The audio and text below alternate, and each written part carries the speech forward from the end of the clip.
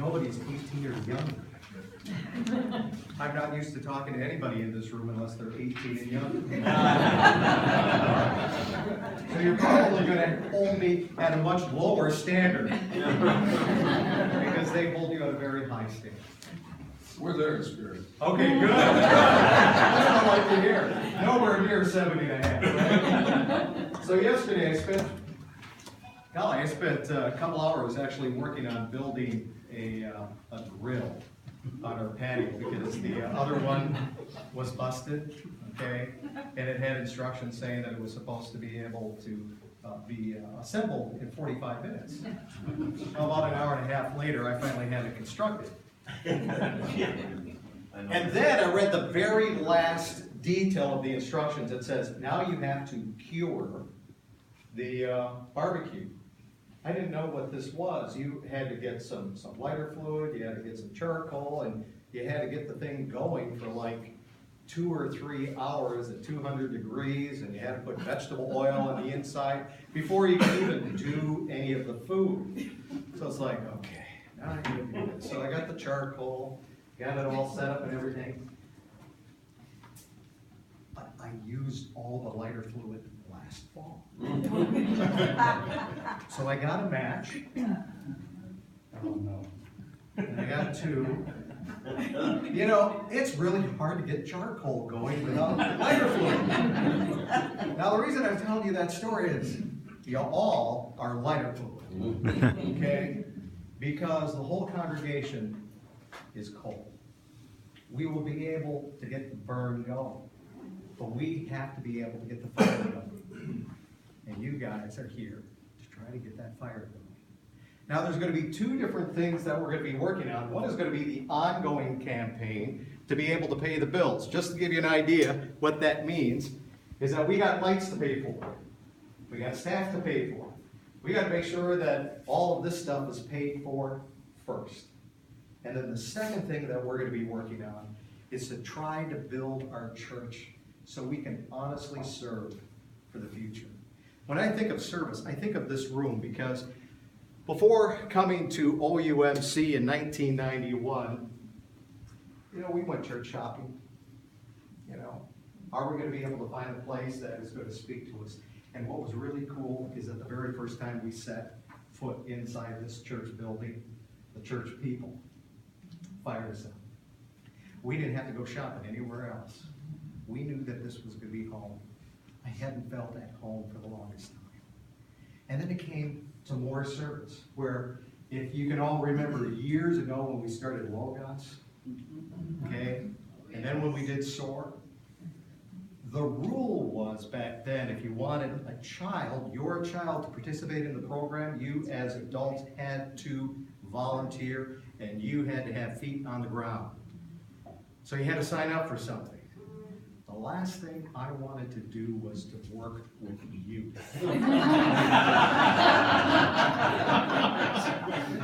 Nothing to do with them. I had enough of them at home. I did not want to deal with youth. So I signed up for the one job I knew I could do. I washed dishes for 3 seasons. I didn't have to deal with youth. Now, some of you know that all you might know about me is that I've dealt with youth. And it took the building and it took the people to be able to get me where I needed to go. And it was literally life-changing for me. When I take a look at this wall back here, I think of a couple different things. Number one, this wall was not here when I was involved with the youth program. This painting, these cool lights and everything, this was not part of this room when I was working with youth. This last year I decided to step down and to be involved with the church through lay leadership and some other responsibilities. And I could have last year thought to myself, well, what is youth? What do they need a room like this for? You know, I mean, the block painted walls were enough. The old sofas that were like 15 years old, that was enough. Okay. Now the youth that we have from previous years coming in for the nights when we had the alumni coming in, they go, "Whoa, this is really, I wish this would have been this way when I was here." Unfortunately, we have to have the mindset that it is sometimes you will build it and they will come. There's some people that might think, like this room, you're making it look like Caribou, you're making it look like Starbucks. Hey, you know what? There's a lot of money that goes into the research for Starbucks and Caribou. And guess what? They built it and they will come. And we've got to have the same attitude here. We've got to be able to make that happen. And when I look at this wall here, I think of some other things too. I think about the 8 pallets that my wife Betty and I had in the basement of our commercial building for years and years and years. And what this makes me think of is that we all have assets that are not being used. They're just laying there, not doing anything. What happens if we just take some of those assets and make them into something that can really make a difference in our church family's lives? So there's a couple things that we want to have done regarding the church here. Number one, I won't have to think before going to church. Make sure you go to the bathroom.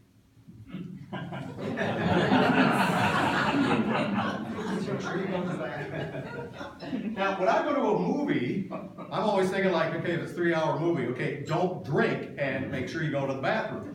But when I come to church, I'm always thinking like, make sure you don't have to go to the bathroom because it's in another part of the building someplace. Luckily I know where it's at. But if I'm someone who's coming for a baptism, if I'm someone who's coming for a wedding, if I'm someone who's coming for a funeral, is there a men's room here? Oh, yes, it's downstairs. How do I get there? Am I going to make it? Okay. Or if you look at the family, it's not a family bathroom. I will still call it the men's room, and you kind of have to slide in there. That is like the busiest hallway in the church. So when you come out, it's like you open up the door like this because you got to make sure that you don't whack someone.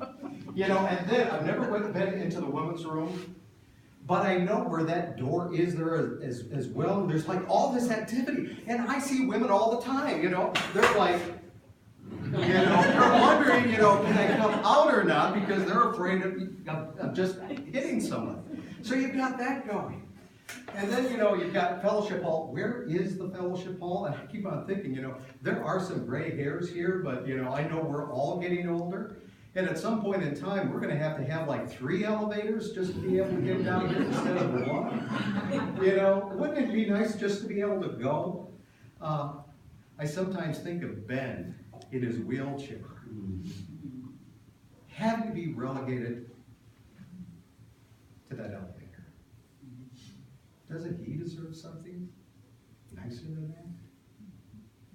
Don't we all deserve to be able to get together as a community before and after the service, and for it to be an extension of the service that we had together, as opposed to, we'll just kind of go downstairs and, I can't tell you the last time that I went into the fellowship hall just because it's cold, it's unwelcoming.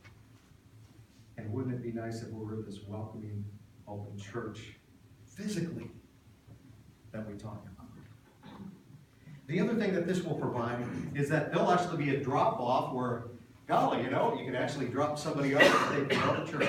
I'm just thinking, I was all hoping that by the time that I die for my funeral, okay, it's going to be like when I'm 90, by the way, is that, I want to be able to get the casket in and out, without having to deal with all the rain and everything. I mean, we don't even have something as simple as what that is. And to be able to have the fellowship hall that we have, and today they have this 1.5-hour church service at 8:30. Who's 8:30?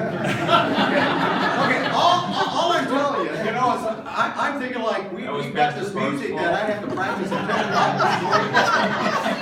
At 10 o'clock this morning, I'm coming in to rehearse because 10 o'clock it's supposed to start, and like there's this whole congregation there, and I'm like, oh crap. And I'm looking at my watch, and it's like, okay, I have the time of watching. You actually have to whine and set, and I'm going like, oh crap, and I'm thinking, okay, maybe that's wrong. And it's like, I'm looking at this and go, Oh, that's right. And then it's like, hey, was there daylight savings time? I thought that. Okay. And then it's like, I look at the e-news. I didn't see anything as far as what happened with the time and everything. And then I thought, is Pastor Kim back? You